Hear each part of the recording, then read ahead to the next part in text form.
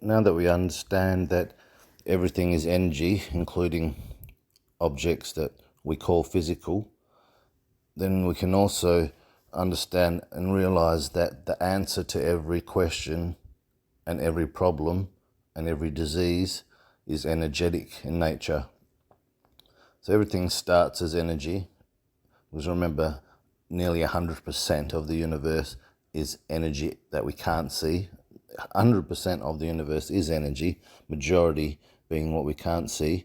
Everything begins at a high frequency, you could say at a source, and goes through various frequency changes, eventually becoming dense energy in the physical. So it may come from an initially unseen energy as an emotion or a belief system that we've been taught since we were born from maybe parents, various beliefs about the world and about ourselves. You're not good at this, or I didn't intend on having children, you might overhear that sort of thing, or you do this, you're bad. So these are all like filters that enter our consciousness, and then we see our life through these thousands and thousands of filters that build up, especially throughout our childhood, as to who we are and what the world is. And some people's parents may be praising them from early.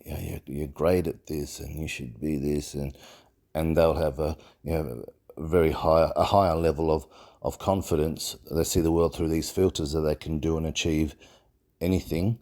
I've heard kids, even as young as 5, say, the parent say to them, this is one circumstance I actually heard, he was playing with a toy sports car, a little matchbox car, and the mum said, I won't say his name, that's a beautiful car, but you'll never have one of those. So this has been drummed into this kid constantly. So what do you think is going to happen in the future? Either he's going to end up with very little of the things that he enjoys and likes, or he may realize this when he gets older and rebel and do things the opposite way to achieve these things, but may not be through nice energy or nice emotions. He might be take and do it through greed, for example. I'm just giving you a couple examples of how when you're younger, especially the first 7 years, affects the rest of your life without you even realizing it sometimes. And it can be very difficult to change until you realize it and go through a process of reprogramming your belief systems and energy. Your beliefs are energy and your emotions are energy, the emotion that you use to react to anything. When anything happens to you, you got the choice on which emotion you want to use to react to it. So you fall over and you swear and use an angry energy, which you'll hold in your body unless you can release it. Or you fall over and go, whoa, I didn't see that step. I'll have to be more careful next time. And then you've treated that with totally different energy. And the second way, you've increased your awareness for the future. So looking at energy, and as I said, the answer to every question can be explained energetically, because that's the source. So you really want to tackle issues, problems, diseases, mental, psychological problems at the source, being energy, not further down after it's already manifested into the physical, and then treat the physical symptoms, because you can treat the physical symptoms. However, if you look up from where the source of the problem is, as an emotion, for example, or a belief about yourself, that's not getting fixed. So you can treat these physical symptoms, but that, say it's a shower, we can visualize it as a shower head, where as not the source, but say the point at which your energy spurts out onto you. You've got the shower head, and there's 100 streams of energy in each one. Say 1,000 streams of energy. Each one is a different characteristic of you. So your arms, your legs, your brain, each organ is one stream. And these are all streaming out perfectly.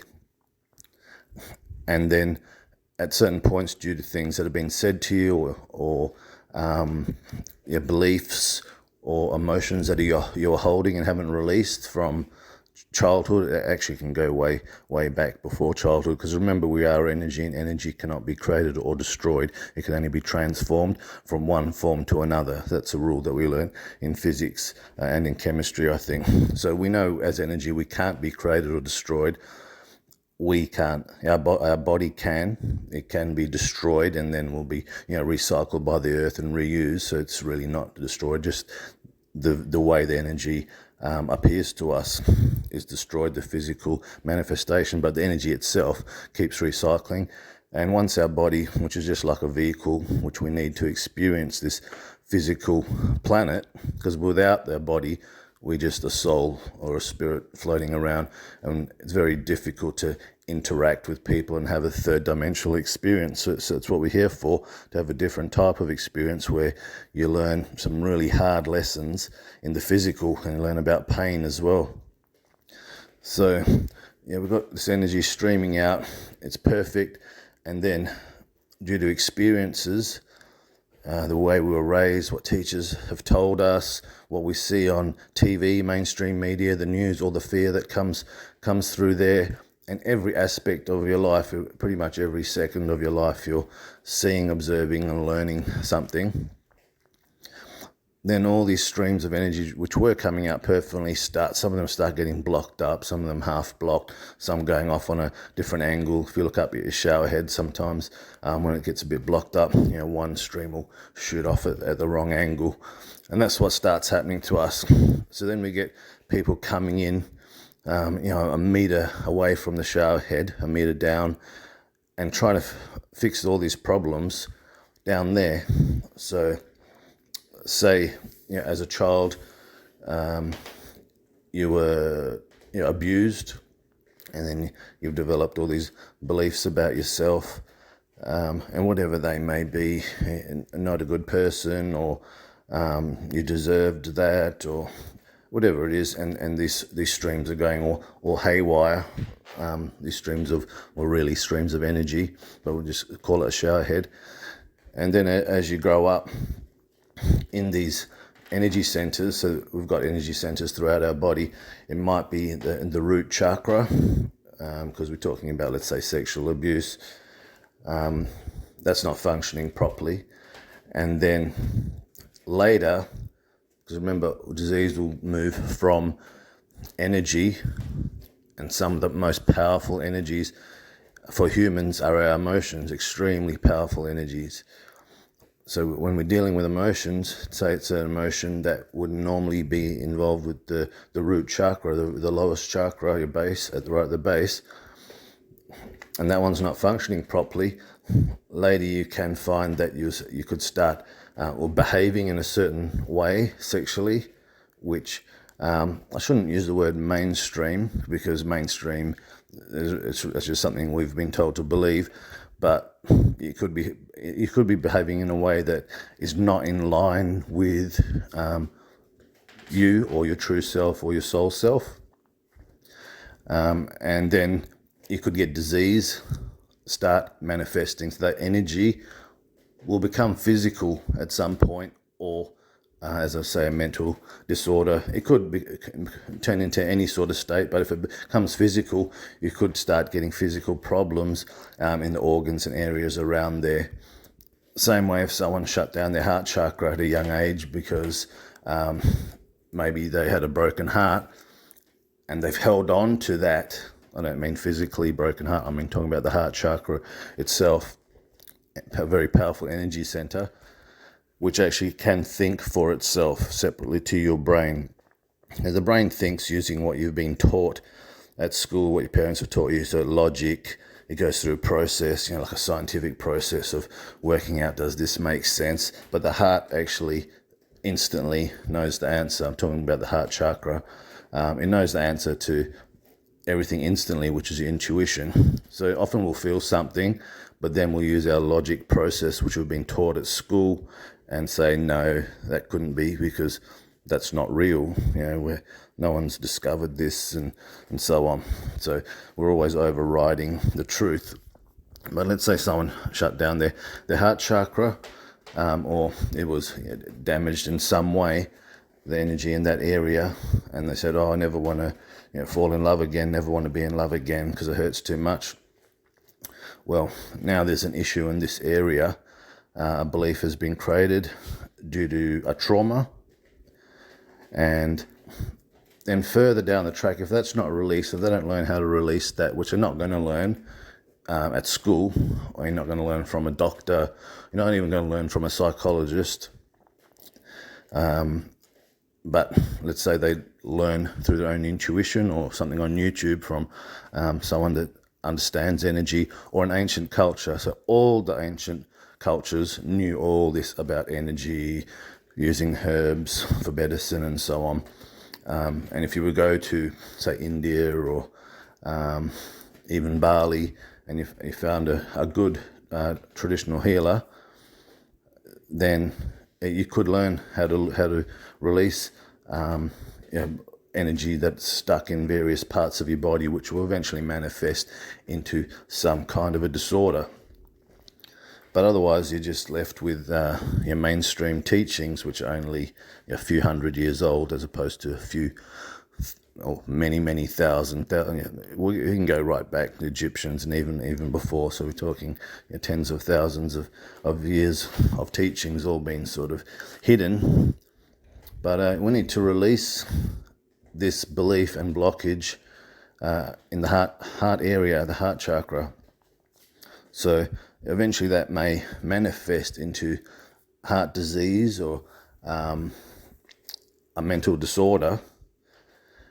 And you can take all the pills you want. So the doctor looks at you, can't see anything, obviously, because they haven't got any devices to scan the energy field or to look at the energy field. They're not even taught about the energy field. So they'll say, okay, you better take this anxiety medication, you better take this for sleep, and this one for your heart, because it's heart rate's too high. And you get put on all these medications, which will temporarily hide the symptoms. But what you really need to do is, remember, they're fixing it midstream. You need to go back up to the shower head and adjust that and release the blockage. It might be a bit of calcium stuck in there. Clean that, and then that will flow all the way through cleanly.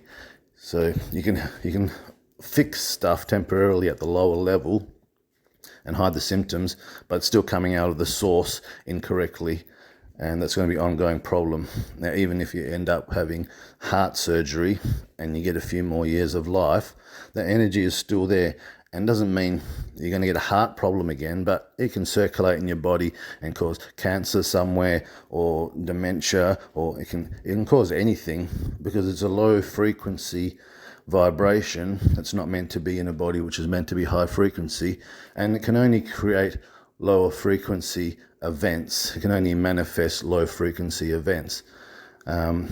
So if you look up the vibrational frequency of your emotions, because this has been measured, I think the guy's surname was Reich, and it starts at the bottom.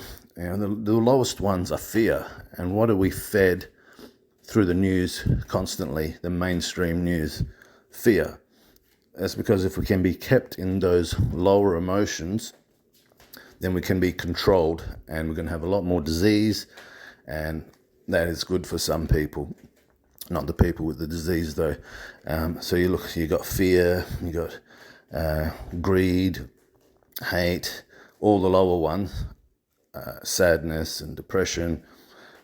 And everyone needs to experience these, but it just doesn't mean you need to be stuck in these for extended periods or the rest of your life. You need to learn techniques for getting yourself out of these and back up to the higher states, which are happiness, joy, even enlightenment, which some people really devote their life to striving towards, compassion.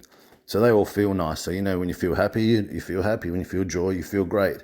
you feel energetic because it's high frequency energy. It is very, very energetic. There are more cycles per second, more revolutions per second of energy in a shorter period. So you're going to feel uplifted, whereas the lower frequencies have a long wavelength and there are less cycles in a second, so you feel down in the dumps.